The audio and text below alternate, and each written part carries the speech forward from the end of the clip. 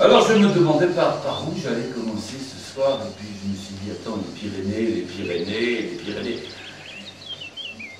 Comment est-ce qu'elles sont arrivées sur Terre, ces Pyrénées? Et alors, je suis remonté loin dans le temps, loin, si loin que je me suis interrogé sur ce jour si particulier qu'on appelle le 6e jour. Le 6e jour, le maître des cieux est assis sur sa pierre céleste. Et là, le maître des cieux, il se repose.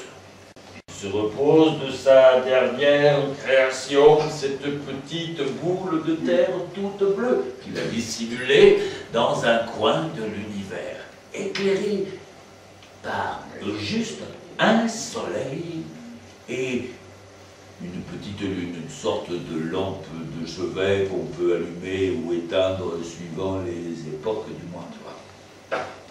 Et il est là, et il regarde. Et il est content.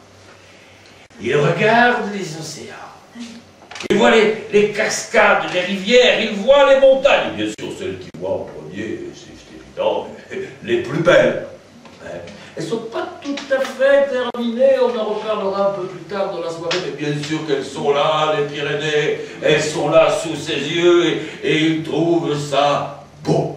Et il est là en train de malaxer dans ses mains, de malaxer de la farine et de l'eau. Et il regarde la terre et ne voit pas ce que ses mains font. Et ses mains sont en train de modeler une statuette. Deux bras, deux jambes, une tête, un torse. Il regarde cette statuette qui lui rappelle quelqu'un. Qui ne sait pas. Alors, comme c'est le maître des cieux, il crée un miroir. Et il se regarde. Et il regarde la statuette. Et il se regarde et cette statuette qu'il vient de modeler, elle lui ressemble. Il vient de la modeler à son image. Alors le maître des cieux dépose sa statuette au creux de sa main, mais vous le savez aussi bien que moi, de la farine et de l'eau, juste comme ça ne se tient pas bien, et la statuette s'affaisse piteusement au creux de sa main. Alors il crée un four. Et il introduit sa statuette à l'intérieur du four, et là, il reprend son miroir, et pendant la cuisson, il se regarde. Crâne dégarni. Un certain âge, ça fait plus sérieux, quoi. Sourire ravageur. Tablette de chocolat façon Bouddha, tu vois. Et pour un peu, le maître des cieux se trouverait... beau. Oui, voilà. Il suffit de me regarder, tu vois, voilà. Et il en oublie sa statuette, dit. Alors il se précipite jusqu'à la porte de son four, il ouvre son four et... Eh ben oui. Le premier homme né sur cette terre était bien noir. Oh, homme noir, tu as pris un coup de chaud. Tu vivras donc en Afrique. Et il le secoue par les pieds. Et c'est ainsi que l'homme noir rentre dans la vie. Et le maître des cieux, lui, il retourne sur sa pierre céleste. Il est curieux de savoir comment va se comporter le premier homme de la création. Alors, il écarte l'image et il le regarde. Il le voit pêcher, il le voit chasser, il le voit cueillir, il le voit s'ennuyer aussi. Il n'en est pas sa première création.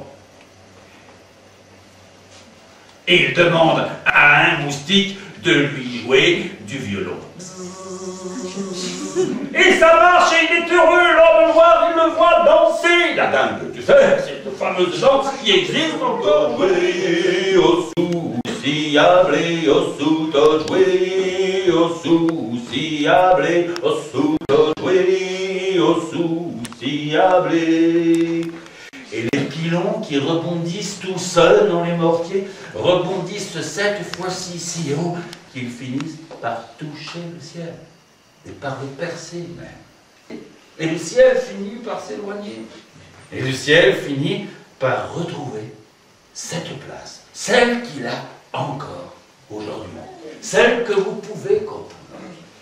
Mais ce que vous ignorez, c'est qu'au-dessus des nuages vit une femme belle, mais pas de cette beauté prétentieuse tape à l'œil, non, non, belle comme ce petit nuage qui vient discrètement dessiner un coin de ciel bleu, un ciel d'été, tu vois, ce genre de beauté discrète. Et puis, elle est douce, elle est prévenante, la fille de tes nuages, tu vois. On raconte là-haut, dans les cieux, que cette brise qui vient te réchauffer après un hiver vigoureux, c'est elle.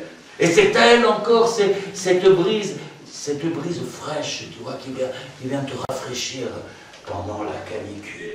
Et ce jour-là, voilà que commence donc mon histoire, celle de Dugommier. Dugommier qui rentre du bal des célibataires ce jour-là, en bonne compagnie. Oui, parce qu'à côté du bal des célibataires, il y a un chenil aussi. Et il ramène avec lui un petit chat, un petit rouquin. Bon, ça tombe bien, tu vois, il a bien choisi. Il y a des souris qui sont installées dans son grenier, dans les grains. Le petit rouquin, il va s'en occuper. Bon, c'est vrai que pour la cuisine, pour le ménage et pour la traite des vaches, ça le fait moins, mais bon. Attends, Dugommier, il s'est pas présenté au speed dating. Et pourtant, Dugommier a fini par trouver chaussures à son pied. Écoutez comment ça s'est passé. Si un jour vous allez à Esparos, vous verrez, il y a l'épicerie, bazar, coupe-cheveux, font tout là, tu vois. Et il est là, en train de marcher entre les rayons de l'épicerie, quand tout à coup il s'arrête. Et il tombe en arrêt sur un numéro spécial pomme de terre du Chasseur français.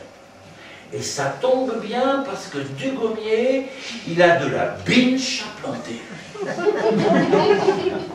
Alors Dugommier, il ouvre les magazines et là, je te dis pas, ses yeux lui sortent de la tête. Écoute un peu la vision extraordinaire, surréaliste. Coude posé négligemment sur le capot d'un tracteur rouge. Une jeune femme aux lèvres pulpeuses et au maillot de bain 2 pièces tient dans l'autre main une biche qu'elle regarde, toi, en se léchant les babines. Et là, mon Dugommier, avec son pinceau, voilà qui, et le pain, ça y est, la bouche. Et je peux vous dire, rien à voir avec la bouche de la fille au maillot. Ah non, non. Une bouche rurale, tu vois, une bouche qui a un côté sauvage, tu vois. Et Dugommier, il est tellement content qu'il a l'impression d'entendre les mots sortir de sa bouche. Il entend déjà les alexandrins aux rimes riches, tu vois, qui lui font ménage, lavage, essorage, repassage, voilà, ça sonne bien, quoi. Et après, il continue avec ses pinceaux, tu vois, il dessine les yeux d'une blonde, l'Aquitaine, hein. Tendre et paisible. Autant qu'avoir une femme, autant qu'elle soit obéissante et docile,